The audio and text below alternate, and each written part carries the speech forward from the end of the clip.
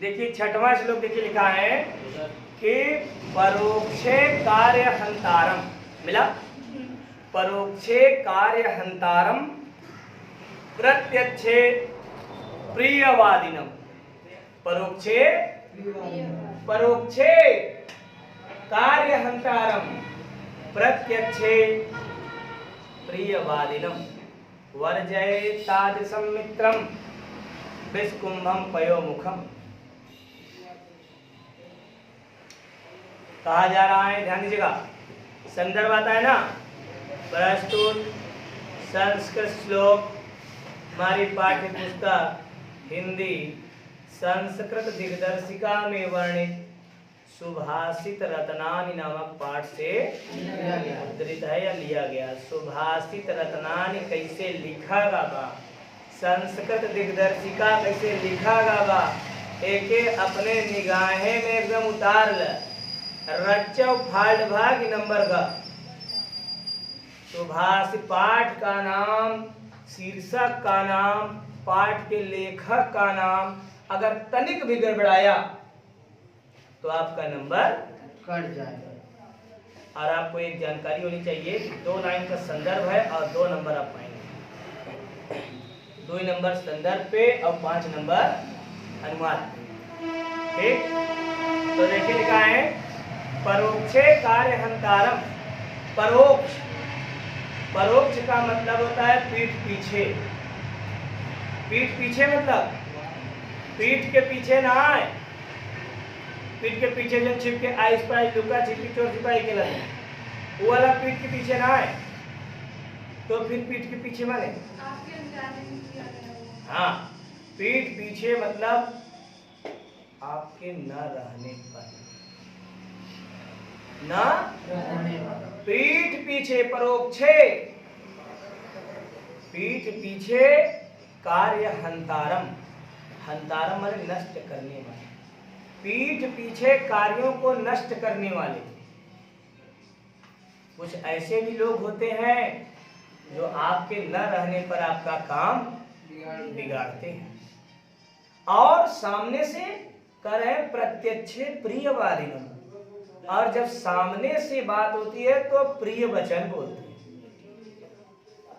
पीठ पीछे कार्य को नष्ट करने वाले और सामने से प्रिय वचन बोलने वाले ऐसे मित्रों को वर्जयेत, त्याग देना चाहिए। तादृशम माने उसी तरह, उसी प्रकार से वर्जयेत मित्रम, उन मित्रों को हमें त्याग देना चाहिए।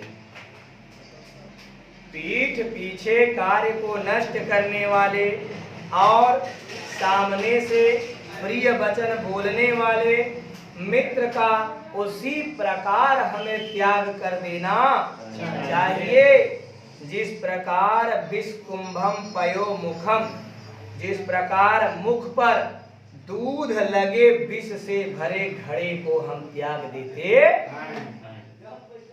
ध्यान देना, जिस प्रकार विष से भरे घड़े के मुख पर लगी हुई मलाई को त्याग देते हैं, उसी प्रकार से पीठ पीछे कार्य को नष्ट करने वाले और प्रत्यक्ष रूप से अर्थात सामने से प्रिय वचन बोलने वाले मित्रों का भी हमें त्याग कर देना चाहिए। अगर कोई घड़ा है, घड़ा माने मटका, किसी मटके में या किसी सुराही में जहर भरा, जहर घोल करके भरा और ऊपर से अगर मलाई लगाई गई है, मलाई लगाई है और उस व्यक्ति को पता है कि 2 इंची 4 इंची 5 इंची तक मलाई है और उसके बाद सब क्या आएगा, जहर, तो क्या कोई ऐसे विष से भरे घड़े को अपनाएगा? तो कहा जा रहा है कि परोक्षे कार्य हंतारम, पीठ पीछे कार्य को नष्ट करने वाले तथा प्रत्यक्षे प्रियवादिनम, सामने से प्रिय वचन बोलने वाले मित्रों को वर्जयेत, उसी तरह त्याग देना चाहिए जिस प्रकार विषकुंभम पयो मुखम, विष माने विष, कुंभ माने घड़ा, जिस प्रकार दूध लगे विष से भरे घड़ी की मुख पर लगी हुई मलाई को छोड़ देते हैं। उसी प्रकार से हमें ऐसे मित्रों को छोड़ देना चाहिए। कैसे मित्रों को? जो पीठ के पीछे बुराई करे। हाँ, जो हमारे न रहने पर हमारी खूब बुराई करें, हमारे बारे में गलत अनाप शनाप खूब लोगों से चर्चा करें, और जब हम सामने पहुंच जाएं तो हमारी जो है कि बड़ाई करें, चिकनी चुपड़ी बातें करके हमको अच्छा लगने की कोशिश करें। ऐसे मित्रों से हमें हमेशा सतर्क रहना चाहिए। वे हमारा लाभ तो कुछ नहीं करेंगे, लेकिन हमारा हानि बहुत ज्यादा करेंगे। इसलिए ईश्वर करे कि ऐसे मित्र से हम दूर ही रहें। अगर आपको ऐसे मित्र बहुत मिले हैं तो कभी आप अपने अंदर भी झांक के देखिएगा, क्या आप सही हैं? कहा गया ना, बुरा जो देखन मैं चला, बुरा न मिलिया कोई, और जो दिल खोजा आपनो, मुझसा बुरा न कोई। हम लोगों की बुराई, लोगों को बुरा बनाने के लिए निकले थे, लेकिन जब अपने हृदय में झांक करके देखा तो शायद मुझसे बुरा कोई व्यक्ति था नहीं। तो पहले हम अपने आप को सजग करें। आप अपने मन में ये प्रतिज्ञा कीजिए कि आखिर मेरी कहाँ गलती है, मैं कहाँ ऐसा गलत कर रहा हूँ जिससे लोग मेरी बुराई कर रहे हैं। पहली बात। दूसरी बात यह भी है कि बुराई उसी की होती है जो प्रगति के राह पर चल देती है। राह माने मार्ग। जानेंगे तो अपने को पीछे से कर रहा है कि नहीं कर रहा है। जब हम जानेंगे तब न जाने का। अगर आप नहीं जान पा रहे हैं तो आप सबसे सुखमय जीवन का व्यतीत कर रहे हैं। अगर आप जान गए तो आपको टेंशन हो जाएगा, इसलिए मत जानो, केवल ये जानो मैं सही हूं ना। दुनिया गलत है, उसे क्या मतलब है?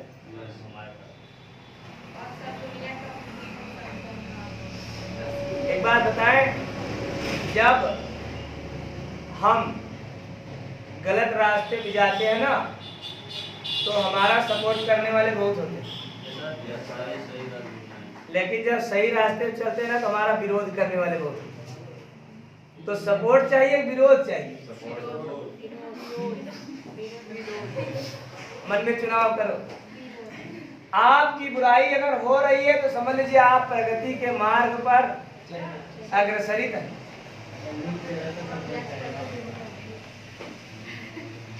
अभी नहीं कि अब 65 वाला पी लिया तो आपको बुराई करे, तू समझ प्रगति के मार्ग पे है। ऐसी बात नहीं है। और दिन ब दिन जो है कि अवनति के मार्ग पे जा रहा है, तब उसकी बुराई भलाई कुछ समझे। वो तो खुद ही नाली बह रही है, उसको कहेगा कि ये गंगा नदी है। उसमें उसका नहीं बल्कि 65 वाले का कमाल है।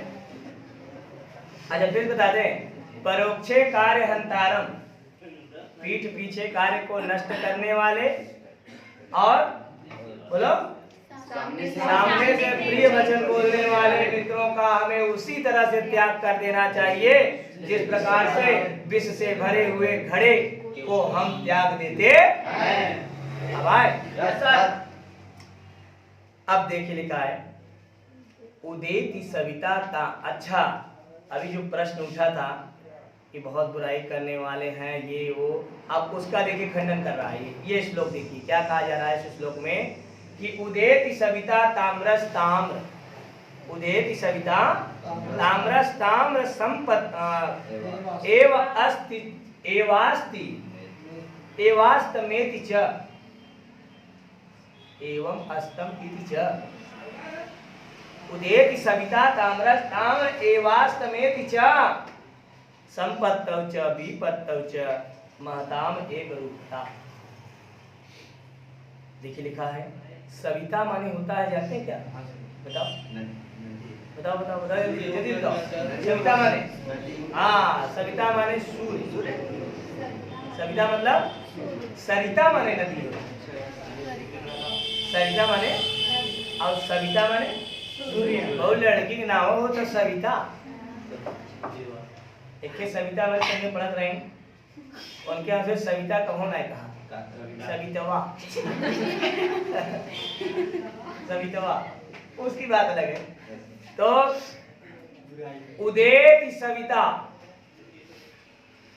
सविता माने सूर्य, सूर्य उदय होने। अब ताम्र देखा वहां लिखा बा, ताम्र, ताम्र माने होता है लाल, ताम्र माने लाल, लाल रेड। उदेति सविता ताम्र, सूर्य उदय होने के समय लाल होता है। सूर्य उदय होने के समय क्या होता है? लाल होता है। और एव अस्तम इति च, और अस्त होने के समय भी लाल होता है। दुई बार देखा ताम्र लिखा बा। उदेति सविता ताम्र, ताम्र एव अस्ति च, सविता सूर्य उदय होने के समय भी लाल होता है और अस्त होने के समय भी लाल होता है। आगे बताए महताम, मिला महताम, महताम माने क्या होता है? महताम का मह हलंत करेंगे तब एक होगा ना, हम थोड़ा उसको काट काट के उतारे ना। महताम एक रूपता, महताम माने महान पुरुष, महान पुरुष। जो महान पुरुष होते हैं ना इसी सूर्य की भांति होते हैं। सूर्य कैसा होता है बताओ? लाल। कब? उदय होना माने जन्म, अस्त होना माने खत्म, आरंभ और अंत। कहता है सूर्य जब उदय होता है तब पर भी लाल होता है और जब अस्त होता है तब पर भी लाल होता है। महताम, महताम विद्वान मनुष्य भी एक रूपताम, विद्वान मनुष्यों की भी एक रूप होती है। विद्वान मनुष्यों का भी एक ही रूप होता है। संपत्तौ च विपत्तौ च, चाहे संपत्ति हो चाहे विपत्ति हो। संपत्ति माने सुख और विपत्ति माने दुख। महान पुरुष जो होते हैं ना उनके लिए चाहे सुख हो चाहे दुख हो, दोनों स्थितियों में वे एक समान होते। जैसे सूर्य उदित होने के समय लाल होता है और अस्त होने के समय भी लाल होता है। सुख में खूब आनंद लिया, मजा किया, आनंद किया खूब, और जब दुख आए तब लागे रोए, राम राम बबहू बबहू करेला, यही करेला वो करेला। जो महान पुरुष होते हैं ना वो जैसे सुख में अपने जीवन को निर्वाहित किए रहते हैं, अपने जीवन को गुजारे रहते हैं, वैसे दुख में भी वे शांत स्वभाव में अपने आप को बिताते रहते, क्योंकि वे जानते हैं दुख के बाद सुख और सुख के बाद दुख, यह जीवन की एक परिपाटी है। स्वभावानुसार व्यक्ति अगर कोई सुख में है तो समझ ले कि दुख उसके पास आने वाला है, और यदि कोई दुखी है, दुख भरे दिन काट रहा है, तो समझ लीजिए कि वो सुखी होने वाला है। आप लोग कक्षा 10 में अन्योक्ति विलासा पाठ में एक श्लोक पढ़े होंगे। कोकिलिया पै दिवसान तावत बिरसान करील बिटपेश यावन मिल दलिमाला कोवक रसाला समुल्लसन। एक कोयल थी, उसका बुरा दिन चल रहा था। कोयल का देखिए बुरा दिन 8 महीने चलता है और 4 महीने उसका दिन सही चलता है। जब आम बहुरत है तब से लेके पका आम तक, ऊपर कहते ना, पके आम तक उसका दिन एकदम मस्त रहता है। कोकिल कोयल चाहे जहाँ जिस पेड़ पे, आम के पेड़ पे जाए, और आम कोयल का सर्वश्रेष्ठ भोजन होता। कोयल खूब आनंद देती है, लेकिन आम का साल भर रहता है। 4 महीने बाद वो आम का पेड़ केवल आम का पेड़ होता है, उसमें से कुछ मिला नहीं है। हवन के लिए केवल लकड़ी लोग तोड़ते हैं, पाती तोड़ते हैं और कुछ। तो कोयल का 8 महीना गड़बड़ होता है। तो उस 8 महीने विरहित, 8 महीने तकलीफ में रहती हुई, मुसीबत में रहती हुई, संकट में रहती हुई उस कोयल को कवि ने कहा, हे कोयल, तुम अपने बुरे दिनों को किसी प्रकार से करील के वृक्ष की डाल पर बैठकर बिता लो। जब तक भंवरों से युक्त कोई आम का वृक्ष विकसित न हो जाए। इस कहानी से शिक्षा मिली कि व्यक्ति को अपने बुरे दिन किसी प्रकार से व्यतीत कर लेने चाहिए जब तक उसके अच्छे दिन न आ जाए। तो उदय की सविता ताम्रस्ताम, सविता सूर्य उदय होने के समय भी लाल होता है, अस्त होने के समय भी लाल होता है। इसलिए ऐसे ही महान पुरुषों की जो टोली होती है, महान पुरुषों की जो संगति होती है, वे भी ऐसे ही होते हैं। कैसे? एक समान होते हैं। फिर चाहे उनके लिए संपत्ति माने सुख हो और चाहे दोनों स्थितियों में वे क्या होते हैं? एक समान होते हैं, लाल होते हैं नहीं। आए कि फिर झोंकी आगे आया ना? बोलो एक बार और झोंके। देखो लिखा है उदेति सविता ताम्रस्ताम। भाई ग्राहकों की संतुष्टि ही हमारा ध्येय है। आप जैसे ग्राहक, हम जैसे दुकानदार। मैं भी श्लोक का धंधा कर रहा हूँ, श्लोक बाय श्लोक आपको बेच रहा हूँ। जेके जैसन पोसाए वैसन सबका खरीद है। क्यों कई बार में आ जाता, क्यों डबलिया हुआ था, क्यों सोचा था एक बार फिर पढ़ा, काल फिर ताजा ताजा पढ़ा। हम सोचा था इस साल भर पढ़ाई क्या दिक्कत बात चलता रहे, यही सुभाषित रत्नालय चले, क्या दिक्कत है? 7 नंबर मिल भाई करे 7 नंबर बहुत है, 93 नंबर जाएगा, 7 नंबर मिलेगा, क्या दिक्कत है? तो देखिए लिखा है नहीं जाएगा नहीं, सब मिलेगा। उदित सविता, सविता माने सूर्य के उदय होने पर वह लाल होता है, तो अस्त होने के समय भी वह लाल होता है। ऐसे ही महान पुरुष भी चाहे सुख हो चाहे दुख हो, दोनों स्थितियों में समान रूप से रहते हैं। अब आया? अब ये देखिए 8वां श्लोक है, ये काफी मजेदार है।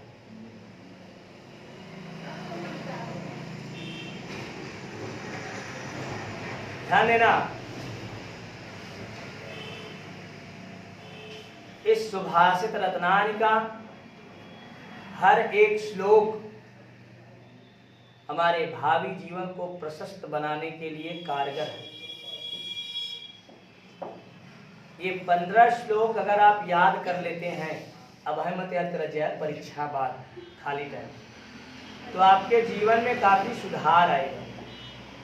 जब कभी आप हतोत्साहित होंगे, तकलीफ में होंगे, संकट की अवस्था में होंगे, तो ये श्लोक आपको याद आएंगे, तो आप कहेंगे महताम एक रूपताम संपत्तौ च विपत्तौ च उदेति सविता ताम्रस्ताम, है ना? ये सब आपको क्या करेंगे? आगे बढ़ाने के काबिल। अब देखिए दुष्ट नाम सुनत का होगा, हाँ? लड़कियन का फेवरेट शब्द है दुष्ट। दुष्ट का विलोम का होता है, बताओ? निकृष्ट,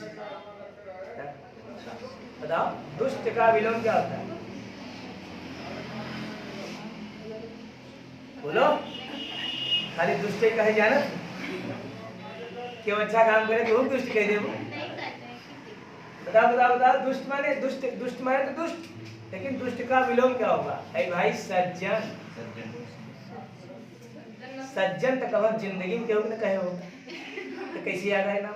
जिंदगी पहली बार शायद सुना था 2022 में। सज्जन, सज्जन माने सत है जो जन, वही है सज्जन। सत माने सत्य, सत्य के मार्ग पर चलने वाले ही सज्जन कहलाते हैं। सत्य का जो साथ देते हैं, सत्य का जो साथ देते हैं, सत्य का दामन नहीं छोड़ते, वही क्या कहलाते हैं? सज्जन। और ओका विलोम दुर्जन, जो बुरे लोग होते हैं वही क्या कहलाते हैं? वही की शॉर्टकट में लोग क्या कहते हैं?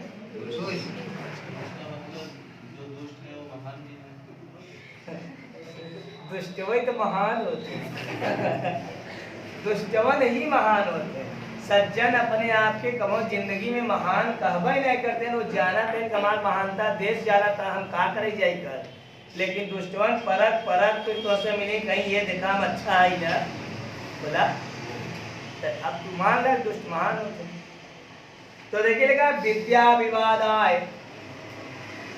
चलो रे तुम पढ़ो, रानी पढ़ो, ये पढ़ो।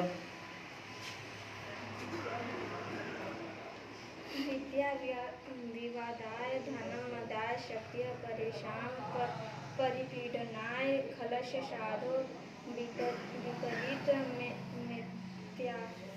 हाँ पढ़ो पढ़ो। विपरीत मिथ्याज्ञान्य दानाय च रक्षणाय। विद्या विवादाय धनम मदाय शक्ति परेशान परपीडनाय। कितबिया का विद्या विवादाय धनम मदाय शक्ति परेशान परपीडनाय खलस्य साधो विपरीतम एतं ज्ञानाय दानाय च रक्षणाय। एक पढ़ 4-6 बार तब आए, एक बार पढ़ता तो अर्थ का अनर्थ हो जाए और यश मोहे से निकले दोबारा के मोह देखो। ये संस्कृत भाषा आराम से लहा लहा के पढ़ोगे तभी ठीक है, और नहीं तो फिर आए बाएं साए निकले। तो दूसरी लाइन का जो पहला शब्द है वहीं से अर्थ निकलेगा। क्या लिखा है? खलस। क्या लिखा है? खल माने क्या होता है? फिर गाड़ी फंसी। खल माने कहिदा दुष्ट। खल माने खल माने दुष्ट। अब ध्यान दिया, एक वाकया याद आई क्या? 2018 वाले बैच में 12 वाले पढ़ावत रहे हम 2018 में, आज के 4 साल पहले। तो एक लड़का रहे जिसका नाम शत्रुंजय रहा। क्या नाम था? और एक जने का नाम रहा साजन। साजन ज्ञात होगा, साजन की कहानी चल रही है जो उनके साथ था, हाँ हाँ हाँ निशात की उसमें क्या नाम है ग्रुप में।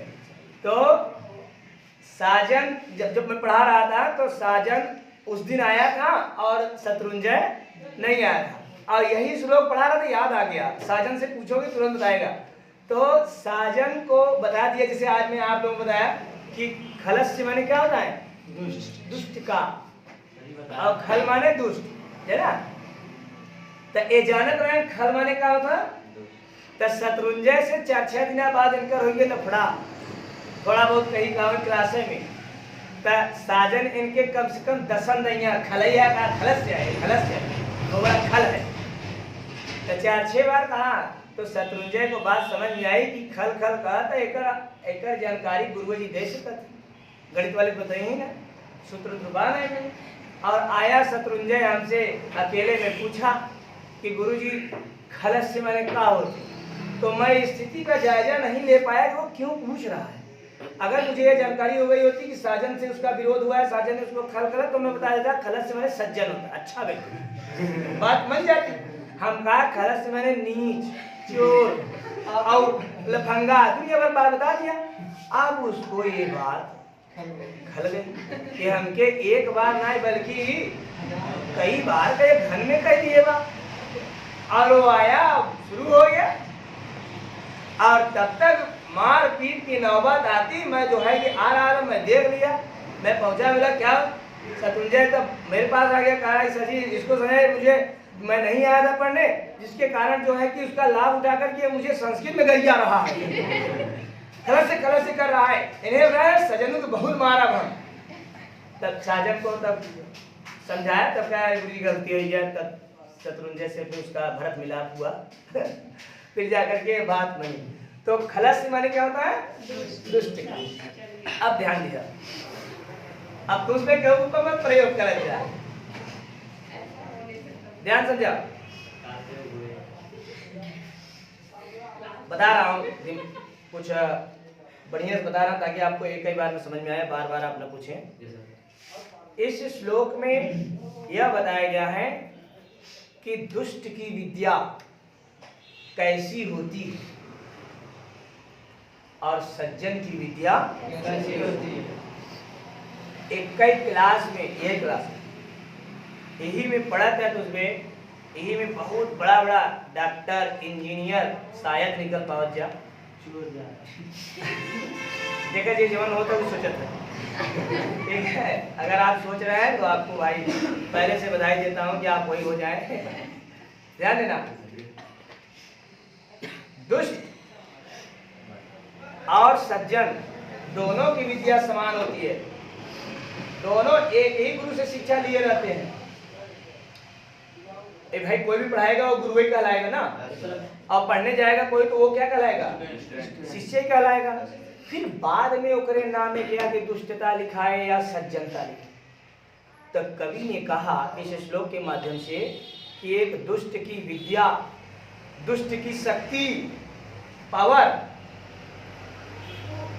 ध्यान देना, दुष्ट की विद्या, दुष्ट की शक्ति और दुष्ट का धन कैसा होता है, और उसी के विपरीत एक सज्जन की विद्या, एक सज्जन की शक्ति और एक सज्जन का धन कैसा।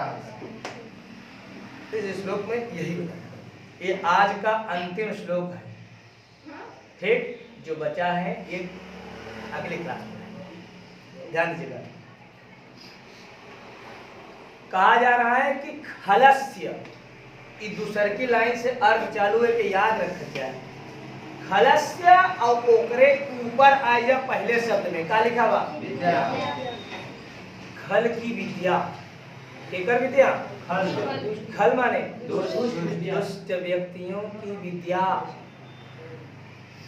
विवादाय, विवाद के लिए होती है। विवाद के लिए माने झगड़े के लिए। दुष्टवन अगर विद्या प्राप्त कर ले, रच के पढ़ लेते हैं, वो अपने आप के समझते हुए वो 30 मार खा समझे तो ठीक रहे, वो 60 मार खा समझे नहीं, 30 गुना 60। कहा जा रहा है कि दुष्ट की विद्या विवाद के लिए, झगड़े के लिए, कलह के लिए होती है। फिर आगे क्या लिखा, धनम मदाय, और जो दुष्टों का धन होता है ना, दुष्टों के पास जो रुपया पैसा होता है ना, वो घमंड के लिए होता है। मत माने घमंड, अहंकार। ध्यान देना, दुष्टों की विद्या, बोलो बोलो, विवाद के लिए, दुष्टों का धन घमंड के लिए, अहंकार के लिए, और शक्ति परेशान पर पीड़नाय। परेशान माने दूसरों को, पर पीड़नाय माने कष्ट पहुंचाने के लिए ही होती है। अगर उनके पास तरीको पावर बस शक्ति बस रास्ता चलत दुई लपोटा दिहने ने, वो बेचारा झलमला गिर के बह रहे, उठा काहे मारा फेर दिहन दूठे। उनके पास का बा, दुष्टता प्लस शक्ति। तो दुष्टवन के पास अगर शक्ति रहत है ना, तो वो क्या करते हैं, दूसरों को पीड़ित करते हैं, दूसरों को संकट में डालते हैं, दूसरों को मुसीबत में डालते हैं, दूसरों को पीड़ा पहुंचाते हैं, कष्ट देते हैं। तो समझा, कलस्य विद्या विवादाय, दुष्टों की विद्या विवाद के लिए, दुष्टों का धन अहंकार के लिए। रच के रुपया पैसा हो तो करें हमसे बड़ा क्या रहेगा। दुष्टों का शक्ति दूसरों को कष्ट पहुंचाने, परेशान में दूसरों को कष्ट पहुंचाने के लिए होती है। और इसके विपरीत साधो, साधो माने साधु और साधु माने सज्जन, और इसके ठीक विपरीत सज्जनों की विद्या, देखा लिखा ना, विपरीतम साधो, और इसके विपरीत साधु माने सज्जनों की विद्या ज्ञानाय, ज्ञान के लिए, और दुष्टवन की विद्या, दुष्टों की विद्या विवाद के लिए, और सज्जनों की विद्या, सज्जनों की विद्या ज्ञान के लिए, दुष्टों की विद्या और सज्जनों की विद्या, सज्जनों का धन दान के लिए। अगवा लिखा देखा दानाय। और दुष्टों का धन घमंड के लिए। और सज्जनों का धन दान के लिए। तथा शक्ति रक्षणाय दूसरों की रक्षा के लिए होती है। और दुष्टों की शक्ति दूसरों को कष्ट पहुंचाने के लिए होती है। आप समझ गए ना? ध्यान दो फिर से लास्ट बार। खलस्य विद्या विवादाय, दुष्टों की विद्या विवाद के लिए, धन घमंड के लिए, तथा शक्ति दूसरों को पीड़ा पहुंचाने के लिए होती है। और इसके ठीक विपरीत सज्जनों की विद्या ज्ञान के लिए, धन दान के लिए और शक्ति दूसरों की रक्षा करने के लिए होती है। ऐसा है, समझ में आया होगा। ये 8 श्लोक आप लोग अच्छी तरह से दोहरा लीजिएगा। जो है दूसरी लाइन उसको नहीं हो गया ना? खल का ऊपर ले गए और साधु का उस धन और शक्ति और क्या बोलते हैं आगे, धन शक्ति और विद्या साधु से जोड़ दिए। तो इस प्रकार से आप लोगों को 8 श्लोक पढ़ाया गया है। बुद्धि विवेक का संचय करके घर पे इसको अच्छी तरह से दोहरा लेना। दोहराने में ही आपको सब कुछ करना है। दोहराना ही आपका अंतिम विकल्प है। अब चाहे आप इसे पढ़िए या फिर सप्तमी अष्टमी नवमी का त्योहार मनाइए, दशहरा में रावण की जगह अपने आप को फूकिए या